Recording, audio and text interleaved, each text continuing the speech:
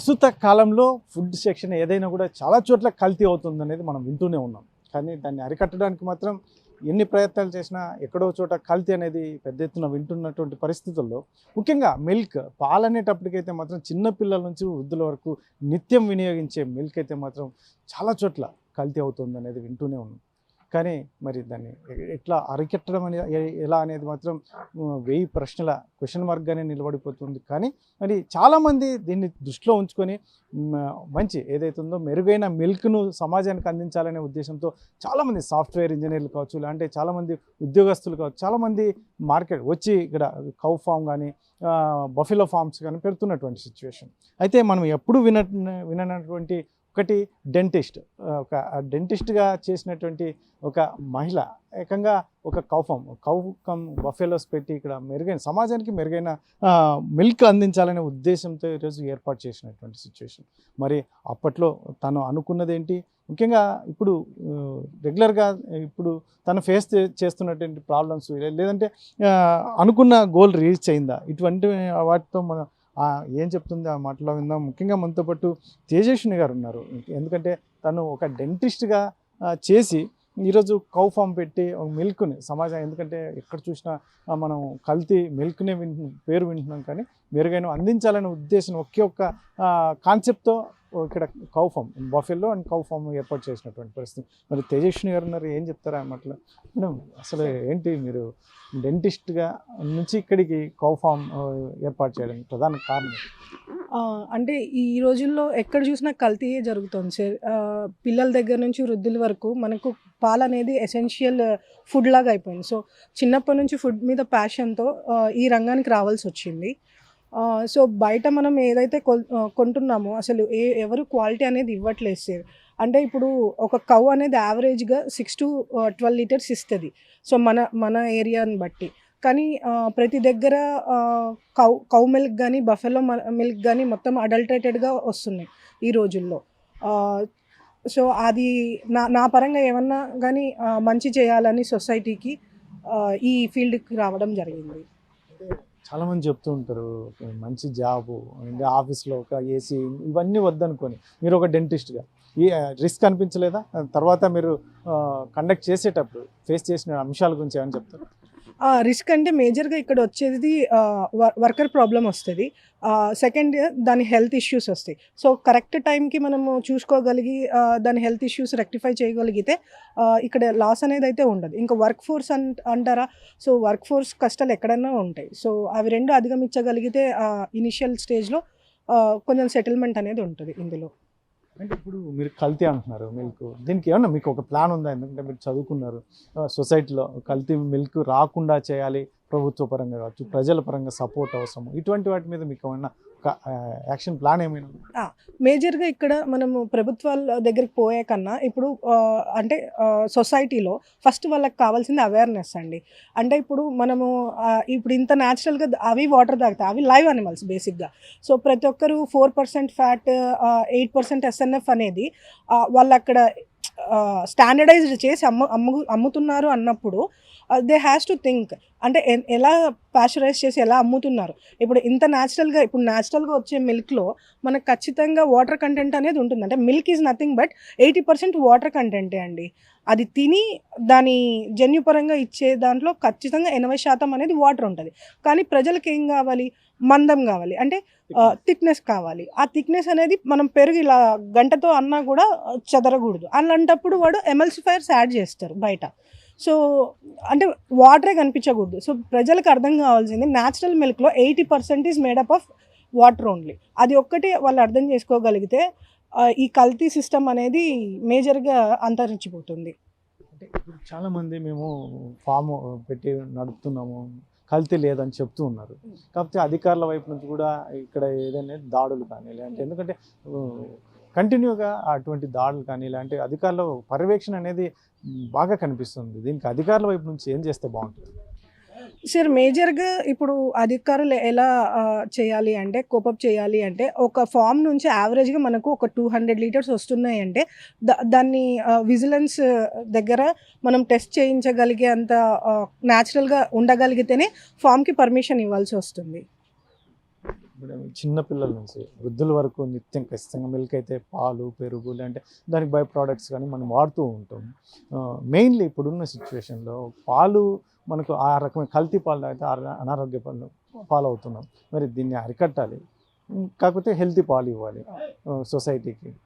మీలాంటి వాళ్ళు ఇంకా బయటకు వస్తే బాగుంటుంది. డెఫినెట్లీ అండి. ఎందుకంటే ఇప్పుడు మన దగ్గర ఇప్పుడు మిల్క్ ప్రొడక్షన్‌లో మన కంట్రీ లీస్ట్‌గా ఉన్నప్పటికి గానీ, ఇప్పుడు గుజరాత్ గానీ, పంజాబ్ గానీ ఇవి డెవలప్ అవుతున్నాయి అంటే వాళ్ళకక్కడ గవర్నమెంట్ నుంచి సపోర్ట్ సిస్టమే అండి. ఎందుకంటే ఇక్కడ మనం పెట్టాలంటే మన ఓన్ మనీ ఇన్వెస్ట్ చేయాల్సొస్తది. సబ్సిడీ లోన్స్ అనేది నెగ్లిజిబుల్. ఇప్పుడు నాలాంటి ప్యాషన్ ఉండే వ్యక్తులు ఎవరైనా ఎళ్ళినప్పుడు వాళ్ళు ఖచ్చితంగా అంటే బ్యాంకర్స్ తరపు నుంచి షూరిటీ అడుగుతారు. ప్రతి ఒక్కరు షూరిటీకి నాట్ అఫోర్డబుల్ గదండీ. సో సొసైటీలో ఇంక్లూజివ్ డెవలప్‌మెంట్ గావాలి అంటే గవర్నమెంట్ మాలాంటి వాళ్ళకి చేయూతనియ్యాలి.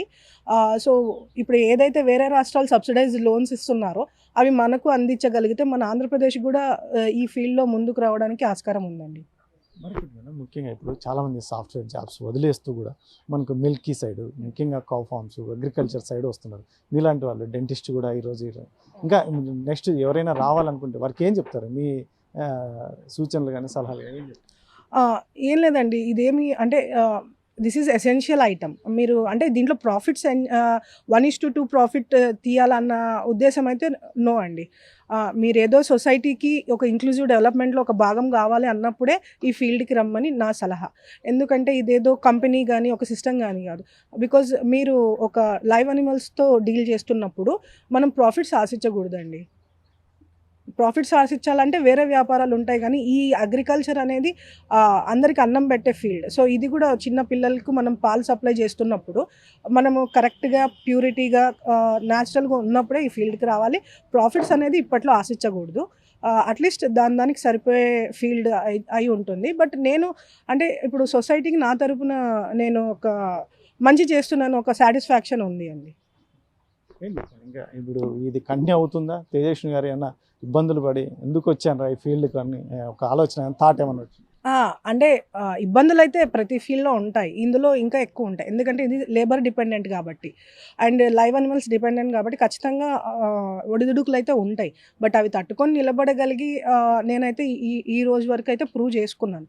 సో ఫర్దర్‌గా మనం ఒక genuine milk Manya milk dairy మీద ఇస్తున్నాం కాబట్టి ప్రజలకు వాళ్ళ సపోర్ట్ వాళ్ళ యాక్సెప్టెన్స్ ఉంది కాబట్టి ఇంకా ముందుకు పోవాలనే ఉంది కానీ వెనక్కి రావాలనైతే ఏం లేదు. అంటే ఈరోజు తేజస్విని గారు మెయింటైన్ చేస్తుండే 30 మొత్తం బఫెలోస్ అండ్ కౌస్ 40 ఇంకా ఫ్యూచర్లో ఇంకా పెంచి ఇంకా సొసైటీకి మెరుగైన మిల్క్ అందించే ఆలోచన ఏమైనా ఉందా? Definitely sir. అంటే అదే ఇంకా ప్రొడక్షన్ పెంచే ఆలోచనలోనే ఉన్నాము. అంటే ఇప్పుడు మనం ఎంత చేసినా కూడా ప్రజల యాక్సెప్టెన్స్ అనేది ఉండాలి. సో మనకు మమ్మల్ని యాక్సెప్ట్ చేశారు కాబట్టి ఇంకా మేము ప్రొడక్షన్ వైపే వెళ్దామని ఆశిస్తున్నాం. అంటే ఇప్పుడు మిల్క్ మీరు ఒకటి అగ్రికల్చర్ సైడ్ అంటే మీకు ఇంకా దీనికి రిలేటెడ్ ఏదైనా కూడా ఉంటే అంటే గ్రాస్ కావచ్చు లాంటి మిగతావన్నీ కూడా మనకు కలిసి వచ్చే అవకాశం ఉంటుంది. ఆ యాక్టివిటీస్ ఏమన్నా మీ ఆలోచన ఏమన్నా ఉందా? అంటే మేము సైలేజ్ తయారు చేయాలని అనుకుంటున్నాము. అంటే ఇది మొక్కజొన్న గ్రాస్ అనేది సైలేజ్ చేసి లైక్ పికిల్డ్ గ్రాస్ అంటారు వాటిని ఇంగ్లీష్‌లో. సో ఆ పికిల్డ్ గ్రాస్ దీనికి అంటే ప్రోటీన్ ఎక్కువ ఉంటది కాబట్టి న్యాచురల్‌గా ఫీడ్ కంటెంట్ కొంచెం తగ్గుద్ది కాబట్టి సో ఓన్ ల్యాండ్స్ ఉన్న వాళ్ళు ఈ సైలేజ్ ప్రక్రియ చేయగలిగితే better quality of milk send చేయడానికి వీలవుతుంది. ఇప్పుడు మొత్తం యానిమల్స్ 40 ఉన్నాయి. ఓన్లీ మిల్కే సేల్ చేస్తున్నారా? బై ప్రొడక్ట్స్ ఏమన్నా? ప్రెజెంట్ అయితే మిల్క్ ప్రొడక్ట్సే సేల్ చేస్తున్నాం సార్. ఎందుకంటే బై ప్రొడక్ట్స్‌కెళ్ళంటే అది కాస్ట్ ఎఫెక్టివ్ అవుతుంది. ఎందుకంటే బయట కంపెనీస్ అన్నీ మనకు కేజీ 600, 800 ఘీ ఇస్తున్నప్పుడు మనం న్యాచురల్‌గా ఇప్పుడు ఒక కేజీ ఘీ కావాలి అంటే 22 లీటర్స్ ఆఫ్ మిల్క్ అవుతుంది. సో అప్పుడు అఫోర్డబిలిటీ అనేది పెరుగుతది. సో ఇప్పుడున్న మన చుట్టుపక్కల ఉన్న వాళ్ళు హెల్త్ మీద కాన్షియస్ ఉన్న వాళ్ళైతే they are affordable for 2000 per kg. So అలా లేదు జస్ట్ అఫోర్డబిలిటీ ఎందుకులే అంటే వాళ్ళు they will stick to 800 kg. So ఇక్కడ ప్రాబ్లమ్ ఏమైపోతుందంటే కాస్ట్ పెరిగిపోతుంది సార్. న్యాచురల్‌గా ఇచ్చేదానికి, బయట ఇచ్చేదానికి. సో అందుకే ప్రెజెంట్ మిల్క్ వరకే పెట్టుకున్నాం సార్. ఫ్యూచర్‌లో ఫర్దర్‌గా డెవలప్ చేసేటప్పుడు బై ప్రొడక్ట్స్ గురించి ఆలోచిస్తాం.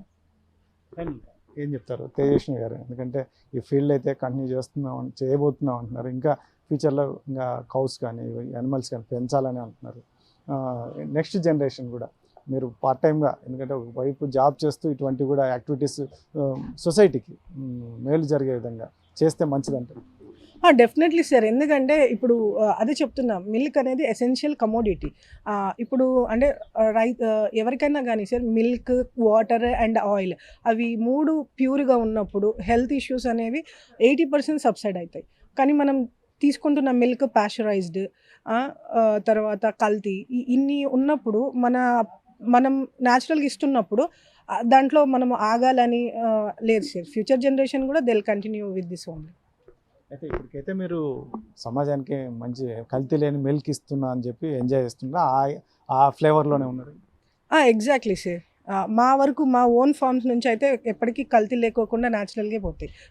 పిండినట్టే అమ్ముతారు. మీ ఫ్రెండ్ డెంటిస్ట్గా అక్కడ వదిలేసి ముఖ్యంగా ఇక్కడ యానిమల్స్ మిల్క్, అదే కల్తీ లేని మిల్క్ను సొసైటీకి అందించాలనే ఉద్దేశంతో ఈరోజు ఈ కౌ ఫామ్ని ఏర్పాటు చేసింది. మీరు ఒక డాక్టర్గా ఏం చెప్తారు తను? యాక్చువల్లీ పూర్వకాలంలో 60 ఇయర్స్ అనేది నార్మల్ ఏజ్ లిమిట్ అనమాట అందరికీ. ఒకప్పుడు 90 ఇయర్స్, 100 ఇయర్స్ కూడా ఎటువంటి రోగాలు లేకుండా బతుకుతూ ఉండేవాళ్ళు. కానీ ఈ కాలంలో 60 ఇయర్స్ వచ్చేసరికి బీపీలు, షుగర్లు, స్ట్రోక్లు, ఇది అది అని లేకుండా అనవసరంగా మనం హాస్పిటల్స్ని బతికిస్తున్నట్టు అయిపోయింది. ఇవన్నీ ఎందుకు వస్తున్నాయంటే మనం ఇలా కల్తీ చేస్తూ తీసుకునే ఫుడ్ హ్యాబిట్స్ కానీ, లైఫ్ స్టైల్ మోడిఫికేషన్స్ ఇవన్నీ లేకపోవడం వల్ల. సో అందరికీ ఆర్గానిక్ ఫుడ్స్, ఆర్గానిక్ డ్రింక్స్ అనేది very important for a healthy life. అందుకు ఇలా ఆర్గానిక్గా, ప్యూర్గా, ఎటువంటి థింగ్స్ ఏమి మిక్స్ అవ్వకుండా ప్యూర్ మిల్క్ ప్రొడక్ట్ చేస్తున్నందుకు I really feel proud of her. And తినే కాదు, అండ్ సొసైటీ కూడా దీని గురించి ఆలోచించాలన్నమాట. ఏవేవో అన్ని కెమికల్స్ కలిపేసి 70 ఇయర్స్, 80 ఇయర్స్, 90 ఇయర్స్ బతకాల్సిన వాళ్ళని 50-60కే స్ట్రోక్స్ వల్ల, దీనివల్ల చనిపోవాల్సి వస్తుంది. సో ఇవన్నీ ఆలోచిస్తూ డబ్బు పరంగా కాకుండా న్యాచురల్గా ప్రొడక్షన్ ఇస్తూ, న్యాచురల్ ప్రోడక్ట్స్ ఇస్తూ, న్యాచురల్గా ఇస్తే మన హెల్తీ లైఫ్ బాగుంటుంది. అండ్ హాస్పిటల్స్ పాలు అవ్వాల్సిన అవసరం ఉండదు, ఫ్యామిలీస్ రోడ్డు పడాల్సిన అవసరం ఉండదు. సో దీనికోసమనే అందరూ న్యాచురల్ ప్రోడక్ట్స్ని ఉత్పత్తి చేస్తూ వాళ్ళ ఫ్యామిలీసే కాకుండా అందరి ఫ్యామిలీస్ కూడా హెల్తీగా ఉండడానికి హెల్ప్ చేయాలని చెప్పి నేనైతే అందరికీ అదే అడ్వైస్ చేస్తాను యాజ్ ఏ డాక్టర్. డెంటిస్ట్గా తను పూర్తి డెంటిస్ట్ కోర్స్ పూర్తి చేసినప్పటికీ మాత్రం ఈరోజైతే మెరుగైన మిల్క్ సమాజానికి అందివ్వాలనే ఉద్దేశంతోనే, ఎందుకంటే ఎక్కడ చూసినా కల్తీ కల్తీ కల్తీ అనేదే వింటూ ఉన్నాం. కాకపోతే ఇప్పుడున్న సిచ్యువేషన్లో మిల్క్ అనేది కల్తీ లేకపోతే మాత్రం చాలా, ఎందుకంటే మనకు వచ్చే అనారోగ్య సమస్యల నుంచి బయటపడవచ్చు అని చెప్పేసి తేజస్విని చెప్తూనే, మరొకటి ఇంకా ముందు కూడా ఇప్పుడు 40 యానిమల్స్ ఉన్నాయి. ఇంకా ముందు అయితే మాత్రం ఇంకా పెంచుతూ కూడా సొసైటీకి కల్తీ లేని మిల్క్ను అందించాలనే ఉద్దేశంతోనే ఒక ప్లాన్ ఉంది. కాకపోతే ఈ ప్రజలు కూడా దానికి గుర్తింపు ఇస్తే, ముఖ్యంగా మాలాంటి వాళ్ళకి ఇటువంటి గుర్తింపు వస్తే మాత్రం ఖచ్చితంగా దీంట్లో లాభాలు ఆశించకుండా చేయాలి. కానీ సొసైటీకి మెరుగైన మిల్క్ అందించాలనే ఉద్దేశంతోనే చేస్తున్నా, అది మాకు ఒక సంతృప్తి ఇస్తుంది. కానీ కాకపోతే రాబోయే కాలంలో అయితే మాత్రం ఖచ్చితంగా ఇంకా మరిన్ని యానిమల్స్ని పెంచుకొని సొసైటీకి మాత్రం కల్తీ లేని పాలన అందించేందుకు సిద్ధంగా ఉన్నాను అని చెప్పేసి డెంటిస్ట్ కమ్ ఫామ్ నడుపుతున్నటువంటి తేజస్విని గారు చెప్తున్నటువంటి నేపథ్యం. కెమెరా పర్సన్ సుధాకర్తో చెల్లాకి నాయుడు, RTV, అనంతపురం జిల్లా. చరిత్ర సృష్టించినోడు ఇప్పుడు ఆ చరిత్రని తిరగరాయబోతున్నాడు. అబద్ధాల గోడల్ని బద్దలు కొట్టి నిజాలను రాగా మీ ముందుంచబోతున్నాడు. నిజమైన వార్తల కోసం వెంటనే డౌన్లోడ్ చేసుకోండి రా యాప్ని.